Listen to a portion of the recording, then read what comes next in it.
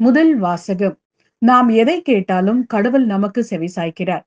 திருத்தூதர் யோவான் எழுதிய முதல் திருமுகத்திலிருந்து வாசகம். அதிகாரம் 5, திருவசனங்கள் 14 முதல் 21 வரை.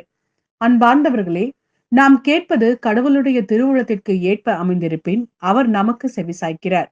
இதுவே நாம் அவர் மீது கொண்டுள்ள உறுதியான நம்பிக்கை.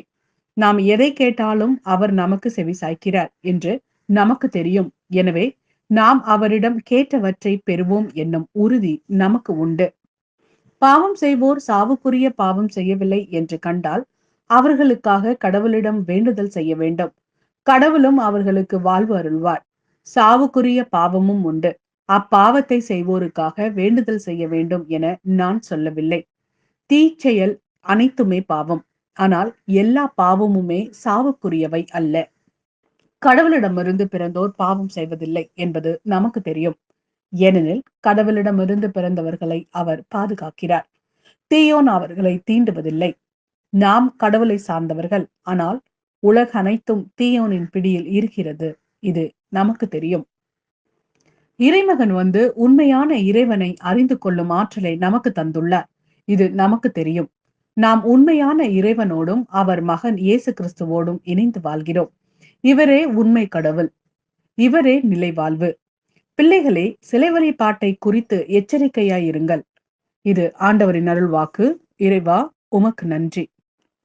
நற்செய்தி வாசகம். இயேசு செய்த முதல் அரும் அடையாளம் கலிலேயாவில் உள்ள கானாவில் நிகழ்ந்தது. யோவான் எழுதிய நற்செய்தியிலிருந்து வாசகம். அதிகாரம் 2, திருவசனங்கள் 1 முதல் 12 வரை. அக்காலத்தில் கலிலேயாவில் உள்ள கானாவில் திருமணம் ஒன்று நடைபெற்றது. இயேசுவின் தாயும் அங்கு இருந்தார். இயேசுவும் அவருடைய சீடரும் அத்திருமணத்திற்கு அழைப்பு பெற்றிருந்தனர். திருமண விழாவில் திராட்சை ரசம் தீர்ந்து போகவே இயேசுவின் தாய் அவரை நோக்கி, திராட்சை ரசம் தீர்ந்து விட்டது என்றார்.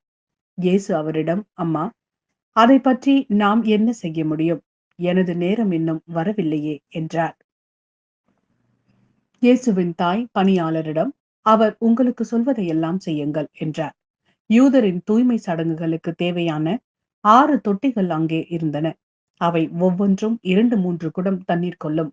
இயேசு அவர்களிடம், இத்தொட்டிகளில் தண்ணீர் நிரப்புங்கள் என்று கூறினார். அவர்கள் அவற்றை விளிம்பு வரை நிரப்பினார்கள். பின்பு அவர், இப்போது 3 பந்தி மேற்பார்வையாளரிடம் கொண்டு போங்கள் என்று அவர்களிடம் கூறினார். அவர்களும் அவ்வாறே செய்தார்கள்.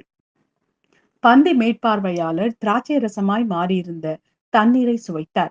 அந்த ரசம் எங்கிருந்து வந்தது என்று அவருக்கு தெரியவில்லை. தண்ணீர் மொண்டு வந்த பணியாளருக்கே தெரிந்திருந்தது. ஆகையால் பந்தி மேற்பார்வையாளர் மணமகனை கூப்பிட்டு, எல்லாரும் நல்ல திராட்சை ரசத்தை முதலில் பரிமாறுவர். யாவரும் விருப்பம் போல குடித்த பின்தான் தரம் குறைந்த ரசத்தை பரிமாறுவர். நீர் நல்ல ரசத்தை இதுவரை பரிமாறாமல் ஏன் வைத்திருந்தீர் என்று கேட்டார். இதுவே இயேசு செய்த முதல் அரும் அடையாளம்.